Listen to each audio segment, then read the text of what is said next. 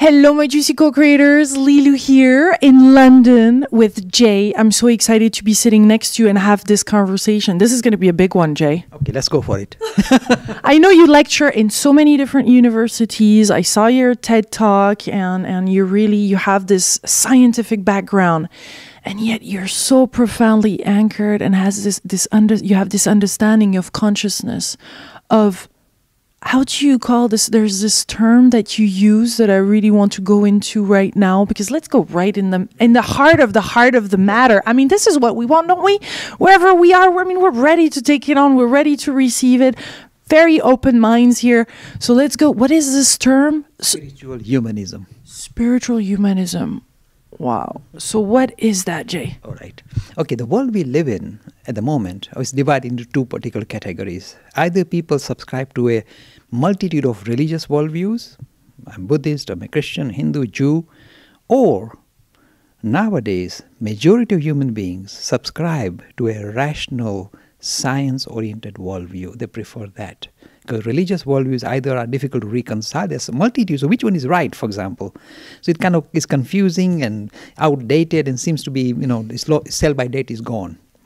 So humanity now is much more comfortable to kind of accept reality in a science-oriented, rationally found worldview. It's a marvelous idea.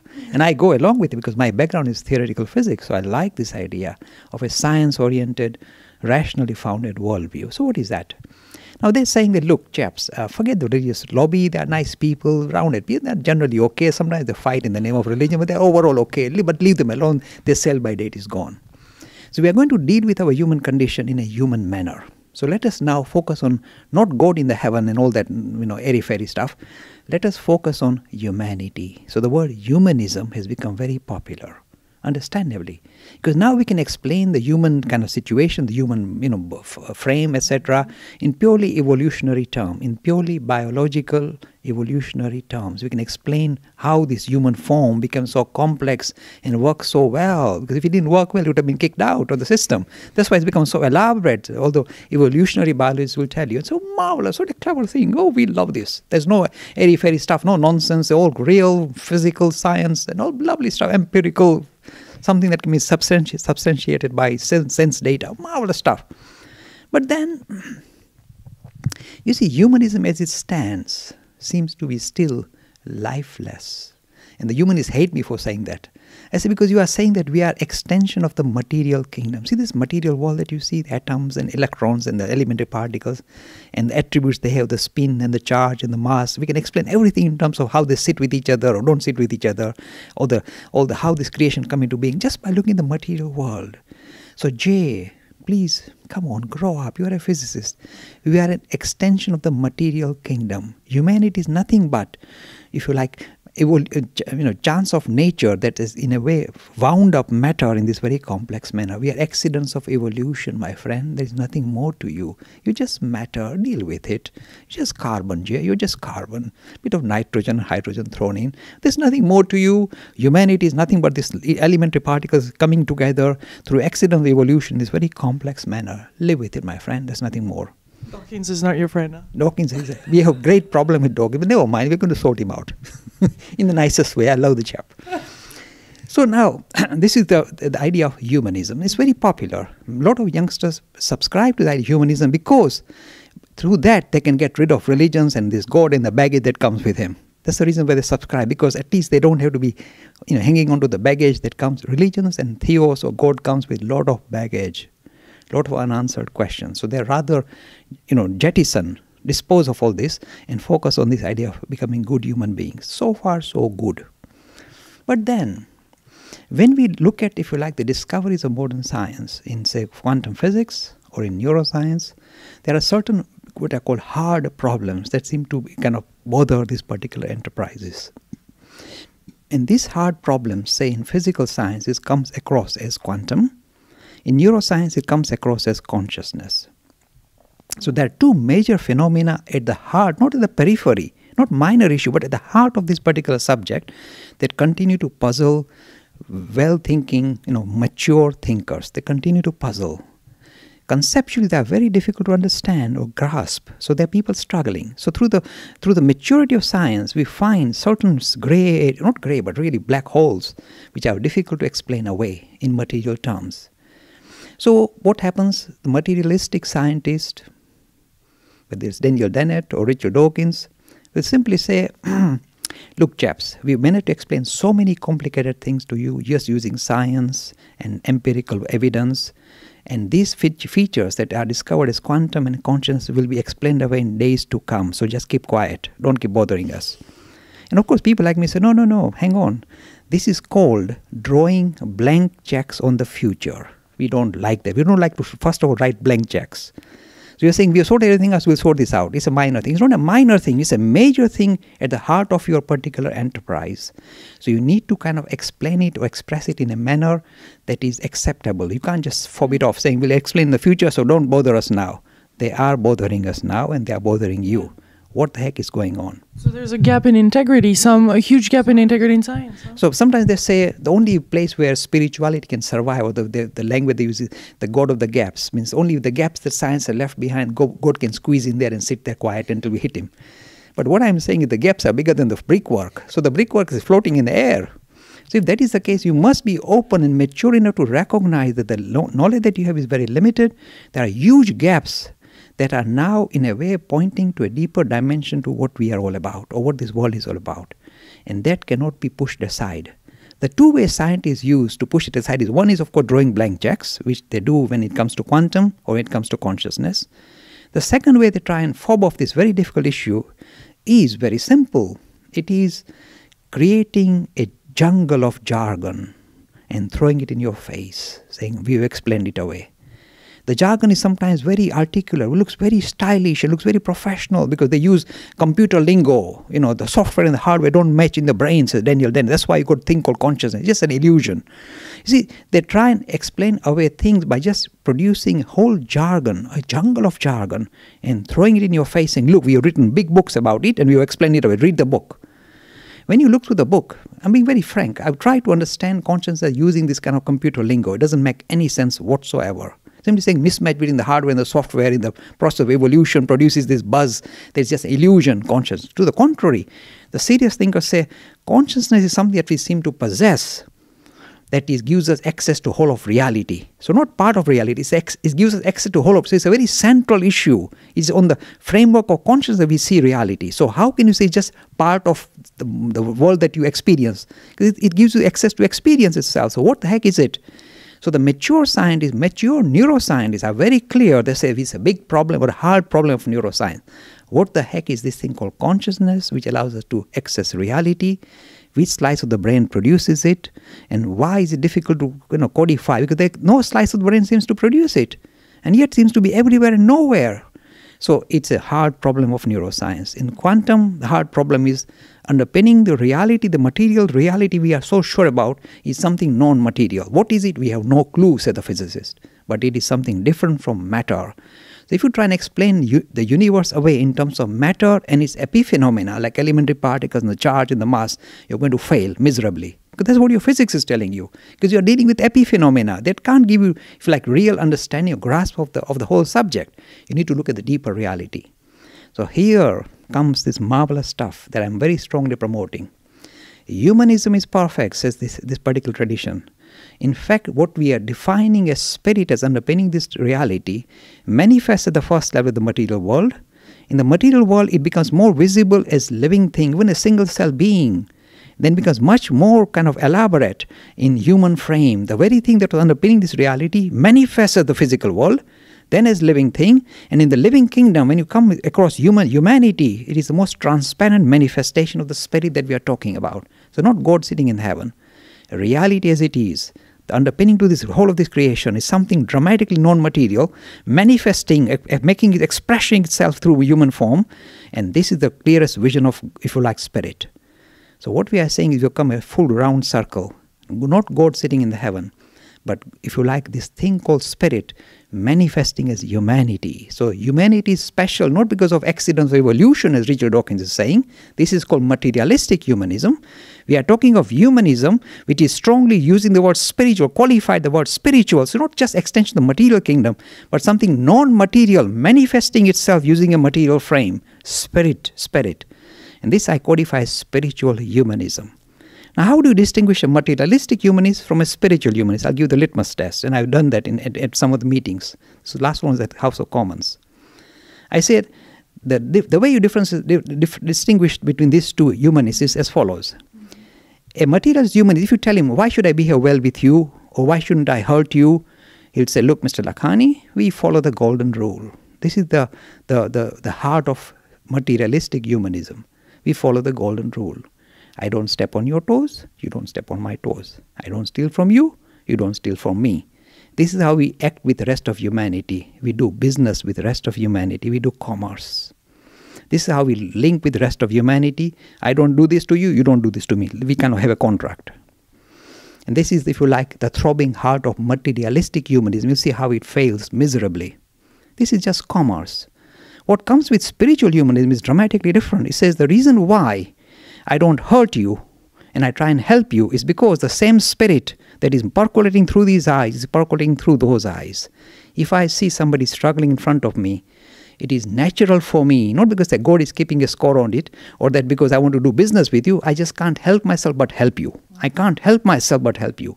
And why I don't feel like hurting a living thing? The same thing that's manifesting here is manifesting there.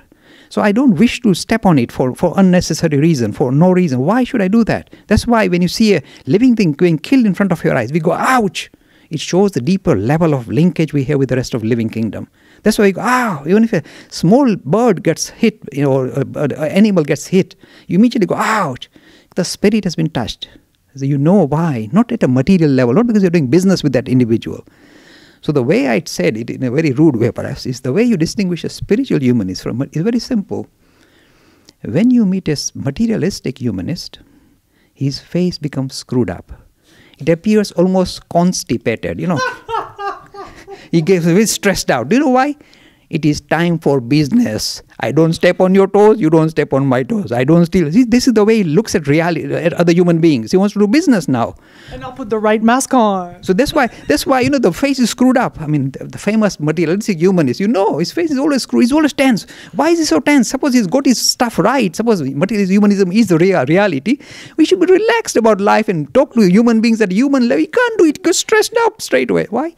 Materialistic human, he wants to do business. Spiritual humanist, when you meet him, his face lights up. He sees himself reflected in you. He says, he falls in love with humanity. This is the difference between spiritual humanism and the kind of very crass, lifeless, materialistic humanism, which I continue to criticize, saying, chaps, you need to grow up. Humanism is the right thing. You've got the right idea. You're in the right direction. But qualify it as spiritual humanism and not materialistic humanism, which is lifeless, boring and stodgy. You're not a lump of carbon. Come on, grow up. There's much more to you than matter. And this is called spiritual humanism. And now let me tell you my experience. Whenever I present these ideas, in contrast to materialistic humanism, I steal the hearts and minds of almost every youngster I've come across. They love it. They know there's something more to them than just lump of carbon that got wound up through accident of evolution. There's much more to us. They all know it, but they know it intuitively, not intellectually. So intellectually, they kind of side with materialistic humanism because they've got nothing better. But intuitively, they know something is missing. And that's what they're doing. Materialistic humanism is lifeless. It is stodgy. It cannot be appealing. You need humanity, interact with humanity in this humane manner. So we are much more than the animal or material. We are the spirit. Tell us about, I love when you speak, oh my God, you're so funny and so right on. Oh my goodness.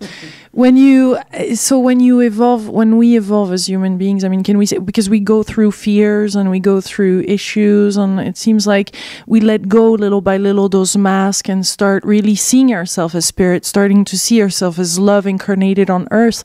So how do we, from your understanding and watching religions or studying religion and really going also into the physics of it and the quantum physics, what is the best way for us to live our lightest life, if we can say, or to truly be on purpose, to truly live a meaningful life. I think a lot of people want that, but there's still those things that are stuck in our mind, and our brain is still like going 100 miles per hour. You see, once you accept, you see, we have no difficulty with Darwin that we have come out of the animal kingdom. We don't come as a special case. We agree we have come out of the animal kingdom. So as we evolved out of the animal kingdom, we start off purely living at the level of instinct. At the animal kingdom, that's all you have, instinct. You hear a sound, you kind of shudder, you run, or you chase, or you are chased after. So it's either fright or flight, standard stuff. So at the animal level, we are operating at the level of the instinct, because that's the only feature that we possess that we could use to survive, instinct. At the human level, we discovered a second feature, the intellect. So we operate at the level of intellect. So we think about saying, okay, that was a noise, there's just a car backfiring, nobody's firing at me, so I can calm down. So we now begin to operate at the level of intellect. So we have got better, if you like, grasp of reality. So we don't live in a blur like the animal. We see things and we can work out things and we can plan our lives a little bit better, not completely, but a little bit better. But we are still nothing more than clever animals who learned how to eat with a knife and fork. Is there something more to us? Yes. So we go from the animal to the human, but then we are operating from the instinct to the intellect. It doesn't stop there. Now, says this deeper vision that I talk about, spiritual humanism, you need to go from the human to the humane. You need to evolve a stage further. And the stage further is best seen by ordinary people. We all have this at the level of intuition. Not the level of instinct, not the level of intellect, but intuition, something within you stirring up, telling you there is much more to reality and to myself. So at the third level is the intuition that begins to dictate to us. So it's at the level of intuition we know that we don't want to hurt somebody. We just can't help it, not because we are working it out in our head. We just don't feel like it. So the deeper level, we are beginning to discover a spiritual underpinning to our being. So in the human kingdom, it is not competition, it is cooperation. It becomes visible. And again, this doesn't come out purely at the intellectual level, it comes at the intuitive level. There's something more to us. So everything that we cannot do, participate. Look, I'll give you some lovely examples. I deal with a lot of youngsters. I say, look, you can be spiritual without a theos. If you don't like a theos, comes with a baggage. He loves to carry a lot of baggage, so you don't like a theos. Okay, good luck to you. You can make spiritual progress without theos, saying that I am trying to find out what is my essential nature, the spirit. Okay, a non-theistic approach, a principle-oriented approach. Good for you. The second approach. I said the third way. The third way? Oh, yes. I say you can become spiritual without reference to a religion. Forget religion even. They come with baggage. Forget about God, but religions, even, non-theistic religions come with baggage. Suppose you like art. Suppose you like music. Suppose you like dance. You like drama. You like poetry. You like literature. Because through that process, you get a thrill. You say, yes, we love it. We don't like religion. We don't like this spirit even. We just love music. We love this poetry. We love art. I say, my friends, what you have done is this. Using this wonderful, endearing, sweet enterprise humanity takes on, music and art and dance and drama and poetry. Through this enterprise, you become one-pointed. And through the process of becoming one-pointed, that's the whole idea, becoming one-pointed, becoming focused. Through that process, you discovered a deeper dimension to reality and to yourself. So the reason why you get a thrill is because through music, you're discovering kind of a oneness with a deeper reality. And that's how the thrill passes through your system. You go, I love it, and your hair stands on end. This is what's happening. Through that particular enterprise, you had a deeper glimpse into nature of reality. So what is sometimes vilified as secular activity, even a person saying, look, I'm looking after my family, I'm chasing after pleasure, I love pleasure, so go for it, my friend. Look, I mean it. This is the way you are unfolding spiritually, in the mode that suits your own temperament. But through that process, you're getting a thrill. It may be temporary thrill, but you're getting it. So you are discovering the spirit using various modes, various ways humanity unfolds. And nothing is to be vilified.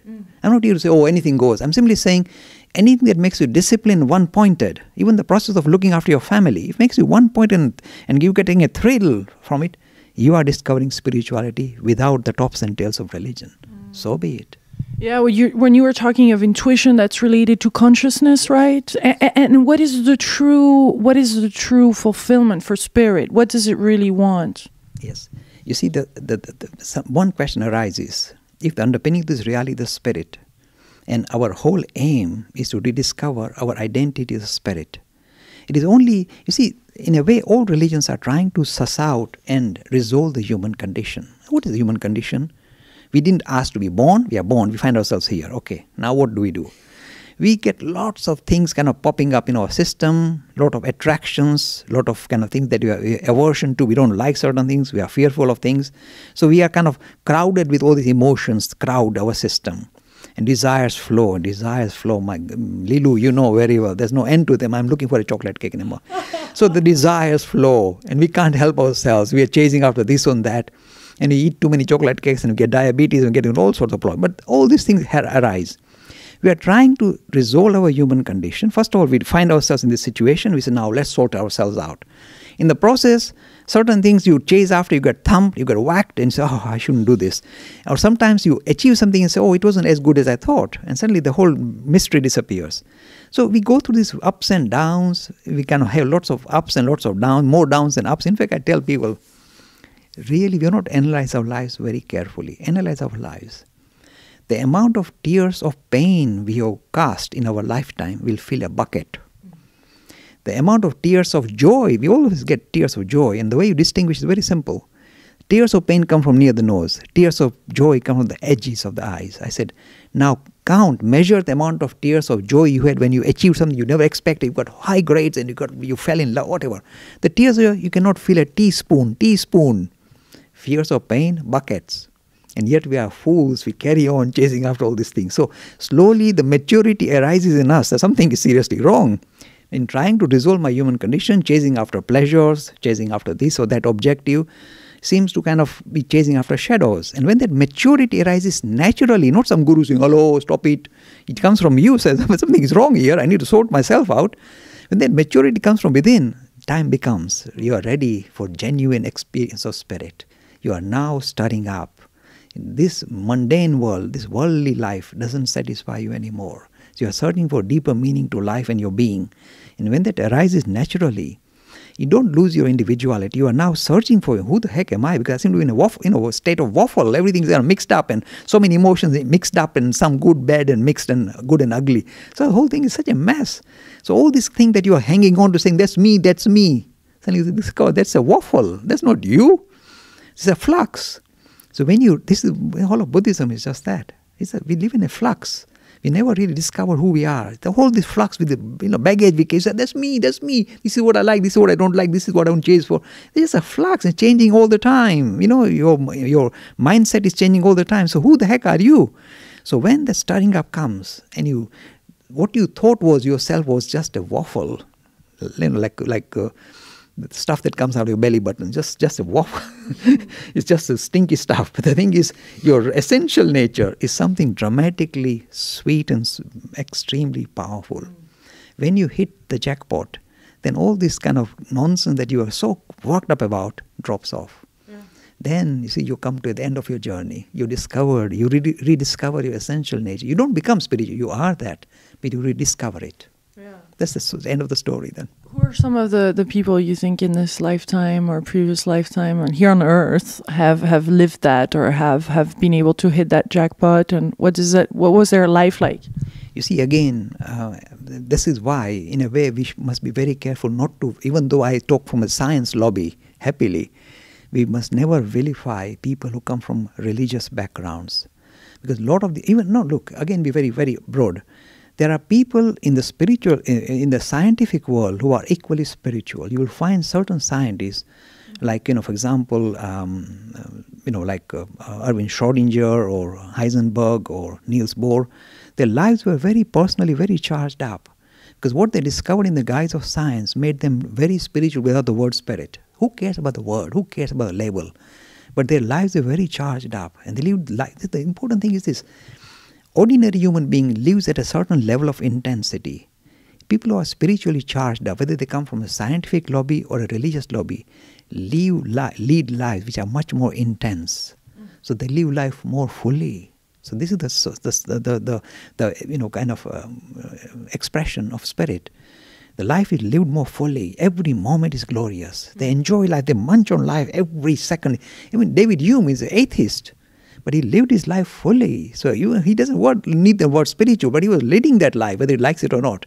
Because he lives life more fully, in a very conscious manner, if you like, in a super conscious manner. This is what life is all about. And you need less stuff, less things to fulfill. All of that becomes kind of like an illusion or non-necessary. Yeah, you begin to realize that all these things was like a fad, like a fashion thing. You get caught up during a certain period in your life. You're chasing after that objective that appear like life and death. But in no time you realize it was really temporary fad. It just drops off. Again, the good part of what I'm saying is that all these things, you don't need an external judge. In fact, the way you can decide whether you're making spiritual progress or not is very simple. This is again a litmus test. Any activity you do, and if at the end of that activity you feel more empowered, you feel much more stronger about yourself, no, you're making spiritual progress. Suppose you sit in meditation, at the end of it you come out feeling so glum and despondent. Give it up. I'm saying give it up. Any activity, suppose you're playing football, at the end of it you come, I'm sweating, but I'm really having fun. Go for it. This is the teaching. Every activity you take on, at the end of it, if you find yourself much more empowered, is a word, empowered, much more in charge of life and living life more intensely, no, that is the path you choose to become spiritual. There is no secular spiritual demarcation. Anything that makes you empowered, stronger about yourself, much more happier about yourself, know that to be the way. Hang on to it and you'll make your progress. This is spiritual humanism. You see, it doesn't focus on matter, it focuses on something to us which is much more than meets the eye. Look, this is the thing that comes out of quantum physics, they will perhaps touch you. The people who are coming from the hard science lobby love empirical science and empirical evidence. Empirical, what does empirical mean? It simply means something that can be verified through sense data. And we say, time and time over and over again. No. Sense data. So here is a pebble. Here's another pebble. So I hit these two pebbles and I hear that lovely, resounding click, click, click. See, this is empirical evidence. So the pebbles are for real, Mr. Lakhani, and all this airy-fairy poetry stuff is nonsense. It cannot be verified by sense data. So keep it in the room of poetry, but don't disturb us. This is the claim of the hard scientists. What quantum is telling them in a very rude way is this, my friends, all you've done is, when you take one pebble and hit it against another pebble, you verify the existence of one pebble with another pebble. All you've done is you verified one part of the appearance with another part of the appearance. That's all it is. So you're not really discovering any special deep meaning to life. So empirical world is just making sure that the world of appearance is self-consistent. That's all you've done. You're not really discovered or demoted what we call spiritual underpinning. This is spiritual humanism. Lilu, I'm telling you, within 10 years' time, what we are discussing in this small kind of environment will become mainstream. Humanity is going to rediscover its identity, not as a material being, but as a spiritual being on a material journey. This is the end. This is what I don't have to do it. It'll happen naturally. So it's not something that I need to... It will happen before then. Yeah. Well, I would give it a decade. Let humanity kind of bubble up a little bit, go for a scenic route and go mess about a little bit more. But what I'm suggesting may appear outlandish. But the idea of spiritual humanism, we are much more than matter. And there is something non-material trying to express itself through this material frame. We are spiritual beings on a material journey. It will become the watchword. You watch. And the suffering comes from not expressing that. You see, again, this issue of suffering arises. There's why does suffering arise? We are a good human being. Why should there be suffering? Look, when you really analyze suffering, you can see the first level of suffering is physical suffering. So what is physical suffering? You ask yourself. If you analyze it, physical suffering is nothing but your self-defense mechanism warning you that something is wrong. So that's why the signal it will give you will be painful, otherwise you'll never bother. Suppose I'll give you an example. Suppose I get pangs of hunger. So why should I get pangs of hunger? Because if the pangs were really sweet, I will never eat and I'll die. So it's my self-defense. Put some food in your system, otherwise you'll die. You eat. That's why it's very painful. If I get a thorn on my side, is it because some evil I've done? No. It's simply your self-defense. Hang on, pull the thorn out of the well. Really, you'll have infection. Pull the thorn out. So it's hurtful. So the signal give you will be stingy, will be painful. So the physical suffering, if you analyze, nothing but your self-defense mechanism saying, look, if you want to hang on to your body, you better take care of it and sort yourself out. And the signal is always painful to make sure that you take action. So the lovely way of saying is the physical suffering we undergo is the tax we pay for having a body. You want to live in a body? Then pay a tax. The tax is suffering, physical. Illness comes, old age comes. All these are tax you pay for acquiring a body and living in a body. The mental suffering you have, if you analyze it again, it's always frustrated desires that were not fulfilled or frustrated, that continue to bother you and that continue to kind of, be your mental. If you analyze all mental suffering, is nothing but frustrated desires. I wanted this, couldn't get that, and that causes that. What is that? That is, again, if you like, the only way. It is basically telling that desires are a nuisance, are a hassle. So the only way you can overcome desires is to recognize that I am not the body or the mind, as Descartes says, but we are much more than the body and the mind. We are the spirit. When you identify yourself with the spirit, then the mental suffering falls away, because then you are not infected by desires anymore. So or the frustration disappears as well. So idea is to rise above the idea that you are the body, or even that you are the mind or the intellect that you are so infected with. Oh, I'm the intellect, I'm so clever. But again, there's a limitation. You are much more than the body, the mind, the intellect. You are the spirit. This is the beautiful stuff of spiritual humanism. Thank you so much, Jay, for this delicious conversation. That was very enlightening. It's a real pleasure. Lilu, to find somebody like you, you're lit up already, so I can see that I've hit the jackpot here with you. The thing is, whenever you meet an individual, you can see that ideas of spirit seem to be very attractive. They are no longer easily fobbed off by material or physical kind of ideas. They want something higher. It takes them, lifts them from a very limited vision they have regarding themselves. We have much more. And whenever you meet individuals, you can straight away make out that this particular journey, they are on this journey and they are making very fast progress. Good luck, Lilu. Thank you. Thank you to you too, and all delicious co-creators watching this video wherever you are around the world. I know that you're from Kenya, but I'm actually going to go to this is it. I'm going to go to India and Sri Lanka and all those beautiful places too, to bring some beautiful knowledge. Talking of eating some food, I'm going to interview a breatharian there. So a lot of exploration, my delicious co-creators, a lot more coming. Big, big kisses. I hope you're enjoying your time and having lots of fun and enjoying your spirit humanism. Spiritual humanism. Spiritual humanism. Go for it. My God. Big, big kisses. Bye-bye. Much love.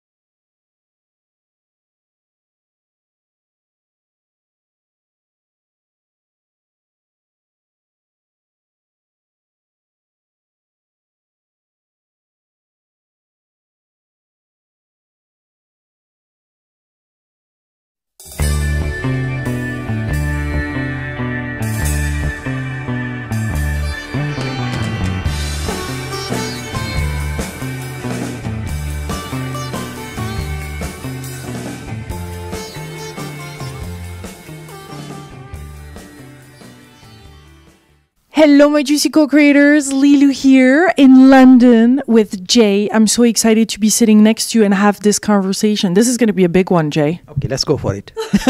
I know you lecture in so many different universities. I saw your TED talk, and you have this scientific background.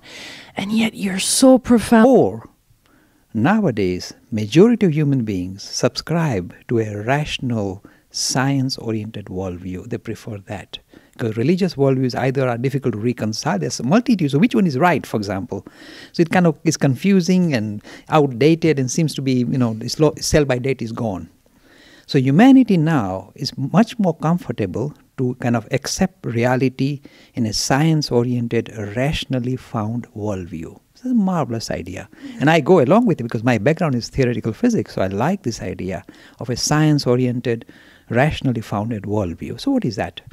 Now they're saying that, look, chaps, forget the religious lobby. They're nice people around it. They're generally okay. Sometimes they fight in the name of religion, but they're overall okay. But leave them alone. Their sell-by date is gone. So we are going to deal with our human condition in a human manner. So let us now focus on not God in the heaven and all that, airy-fairy stuff.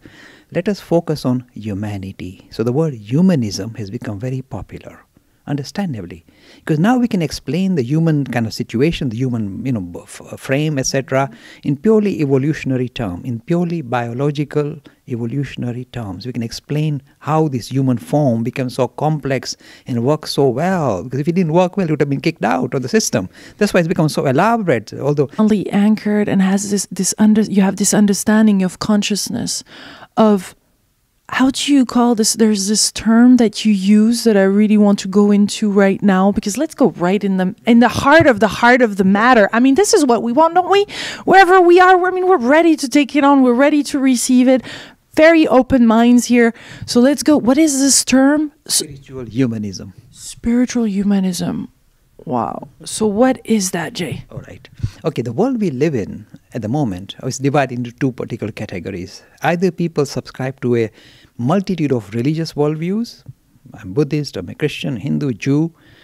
Evolutionary biologists will tell you, it's so marvelous, what a clever thing. Oh, we love this. There's no airy-fairy stuff, no nonsense, all real physical science and all lovely stuff, empirical, something that can be substantiated by sense data, marvelous stuff.